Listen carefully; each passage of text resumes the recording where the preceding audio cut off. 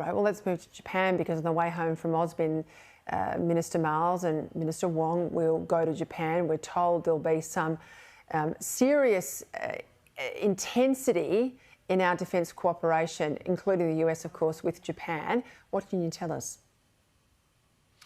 Well, this has been actually a success story. I'm often critical of Defence's failure over the years to deliver on equipment projects quickly, but the story of how we've gotten closer to Japan and expanded our military and intelligence cooperation really has been a bipartisan success over quite a number of years. Coming out of the Osborne discussions in Washington, I think what we're going to see now is a larger presence of Japanese self-defence forces here in Australia, and the three countries generally spending more time training and exercising together. And Peter, I see that as a really good news story, because it's the three most consequential democracies of the Indo-Pacific working together collectively to push back against aggression from communist China, and you know, that is worth quite a number of submarines to have that degree of political alignment between the three countries. Let's go to China, where they've announced today an easing of or partial easing of the restrictions on COVID. I mean, a notorious COVID zero approach there, of course. We've seen these protests. This is what I'm interested in. So, have these protests forced the back down from the Xi regime? And if so, doesn't that then show these people just how potent their protesting power is? And will it then morph into other areas?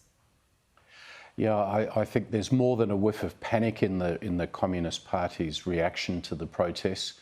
And what's been interesting about them, Peter, there's many protests in China in the course of a year, but they're often very locally focused.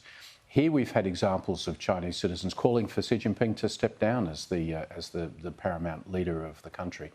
And I think that's got the party rattled, with more to come, I'd say, because in managing a transition from a hard lockdown to a more open system, China will have to deal with the fact that it doesn't yet have a successful vaccine, and vaccine levels have been low. Chinese people are suspicious to agree to the Communist Party providing them with vaccines.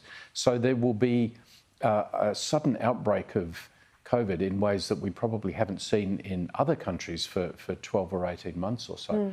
I think 23 on this issue is going to be a really tough one for Xi Jinping and the Chinese Communist Party. All right, just before we go, I've mentioned on the show before, Islamic State fighter, or alleged Islamic State fighter Neil Prakash, extradited to Australia, charged now with 6 terrorism offences. I've always maintained it's incredibly hard in this country, with our evidentiary burden in the courts, to get a conviction when a terrorism act has occurred overseas in a war zone, as is this case, or the allegations that it's occurred overseas in a war zone. Are we going to be able to convict him, do you think? I don't know. I think it's an important question, Peter, because there is a difference between intelligence that the police can use or the military can use versus what is going to be usable in a court system. I wonder why we worked so hard over the years to get this guy back.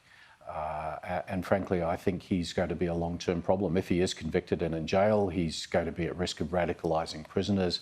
If he's out in the community, he's going to be a person that will have to be watched 24/7 at enormous cost. So this is going to be a long-term and difficult management challenge for federal and state authorities in Australia. 200%. Peter Jennings on the money there. Thank you.